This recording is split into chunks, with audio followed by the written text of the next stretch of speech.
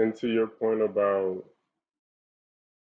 now a very thick light was shown on Black Lives Matter as a movement, as a collective during summer 2020, very specifically. During that point in time where people were up in arms about specifically race, specifically Black death, unjustified murder of Black people at the hands of police, state sanctioned violence, putting it very clear. I'm not just going to say, with everything going on in the world, no, being very specific. Let me be specific.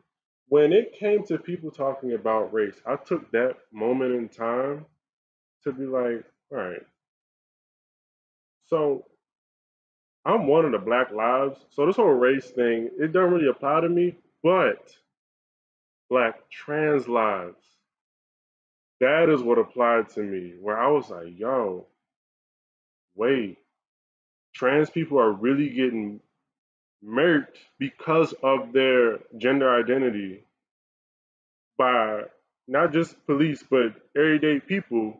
And that is not okay. When it came to, hey, I'm one of the Black lives, cool, y'all got the race thing. But when it came to Black trans lives matter, I was like, whoa, wait, yes, transness. Like I had never put the pieces together that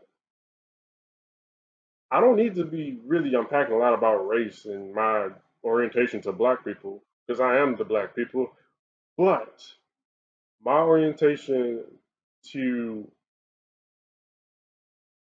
trans people, gay people, anybody that is a part of the LGBTQIA plus communities where I don't really have that much connection. I'm not a part of that community. I'm not a part of any of those communities. But it's like, yo, this is exactly where it all needs to start. Everybody needs to start like where I needed to start where I was. Where I was, it wasn't about race for me. It was about gender identity. And it was about learning more about identities that I was not a part of or communities that I was not a part of. That's so true. I like what you said. One, uh, I am I am the Black Lives is the title of this episode. And two, no, that's so telling what you just said about starting where that's really just good advice, good ending advice for everybody. Start where you are. Like there is no need for me as a Black person to be overly concerned with like trying to do or me as a het Black male. I don't need to be necessarily like on the front lines of Black Lives Matter. I need to be getting my education on what I'm deficient in.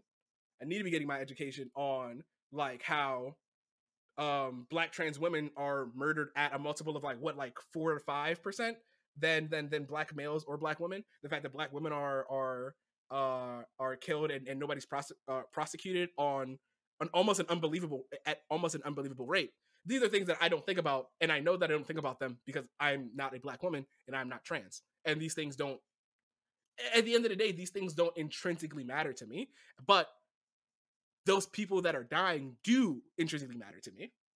Like my friends are in a lot of my friends are in those two categories. So if I'm not making the world a safer place for them, at any like I what I should now be doing, I can make a trade-off. I can either work to make sure that the world's gonna be a better place for them, or I can live in fear that one day like I'm gonna see one of my friends on the TV screen. I'm gonna see them on social media because I didn't shake the table enough. Wow. Yeah. No, that's such a good point. We all have work to do, and I think if we all started having the mindset that like we all have some sort of work to do, we'd all be able to help each other. Because now, as you and me struggle through trying to make sure we're doing everything possible that we understand our trans friends, now I kind of understand how it might be harder for or how it might be difficult for even a white ally to understand some parts of the Black Lives Matter movement. And now I'm like, okay, well, I figured it out on my end. Now I know exactly how to put this for you so you understand what I'm saying. It all goes up and down the chain. And nah, yeah, I don't like that a lot. Yeah. And as a closing point, and you said the word ally and allyship is a concept that I actually have been toiling with within the past, I want to say 2 weeks, 3 weeks, specifically because I was listening to this forum discussion. They were talking to one of the men who was a part of Little Rock Nine. So, if you don't know what Little Rock Nine are, just look it up. He was talking about allyship, and in this context, it's about race. But he was like, I actually don't understand allyship. Like, allies to who? Allies for what? If there is a problem, it is all our problem because we're all interconnected. All of us either are perpetuating the problem or we're victimized by the problem. But because everybody's interconnected, if it's your problem, then it's also my problem. In which case, allyship is a buzzword, but it's like, bruh, at a and this is fundamental with what you're saying. Like we're all human beings, we're all people, and I'll add, like we're all interconnected because of just humanity. Everything that happens in one part of the world, everything that happens to one population, one demographic, everything that happens to one individual is connected to everything. Whether you want to realize it or not, whether it's tangentially connected, directly connected, as a small impact or an immense impact, is all we all in it. So the point of allyship is don't just be an ally. Like it's not just about being an ally. It's about identifying a problem and doing your part to fix the problem and solve any issues that are connected to that problem. Because all of this stuff has ripple effects. Period. Period.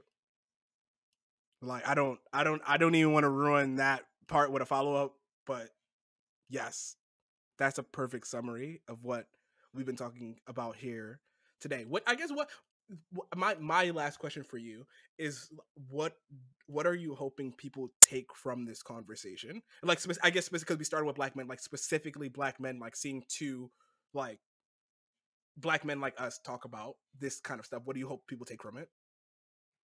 I hope people see that it's possible.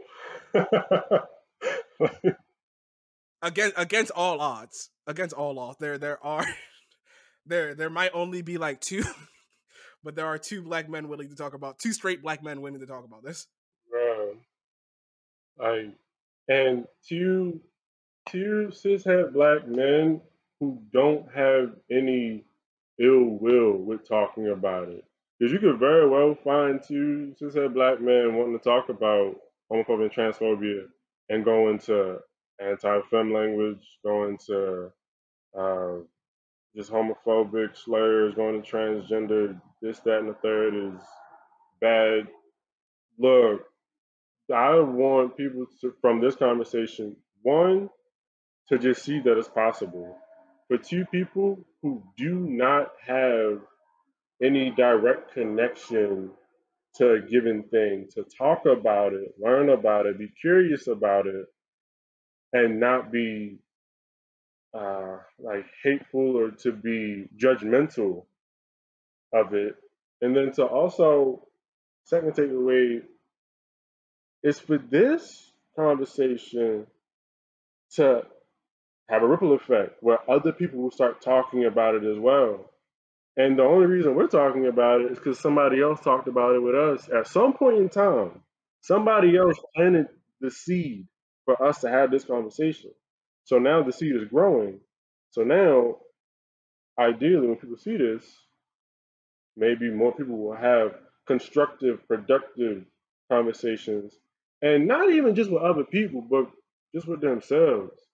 But you just so much of the work happens when nobody's watching, when you just in your room and you just sitting there, just like, what is the meaning of life?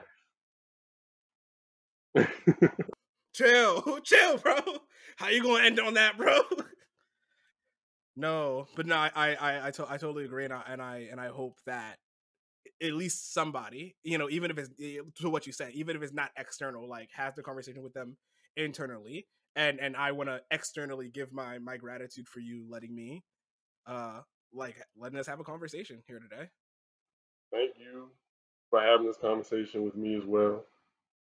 You had some fire points, and I cannot wait to just sit back and watch this video again as if I wasn't even in it. Which is what all you guys should do, and also make sure you subscribe both to the podcast and to multidimensional. Hit that like button too. He's not going to do the promo, so I'm gonna do it for him because we got to spread. You got how many black men you see in the algorithm? Exactly. So hit that like button, comment, tell us what tell Darren what you think. I really do hope people from all walks of life tell us where we were off base, what more research we should be doing, where any of our blind spots were, because I both of us are also very aware that this is a dangerous conversation to have if we see us being outsiders, but it's because we both truly believe that regardless what people might tell you on thinking, it's like in like people listen to people from their tribe more than listen to outsiders. So if you do the work to go learn and then go teach other people, like that's how it happens. The same way how the civil rights movement happened, same way how we got welfare, same way how we got all of these things. It's like from people talking amongst themselves and figuring it out. It's almost never this this revolutionary all in one fell swoop think that we've been sold on in film and TV. But yeah, thank you so much, man.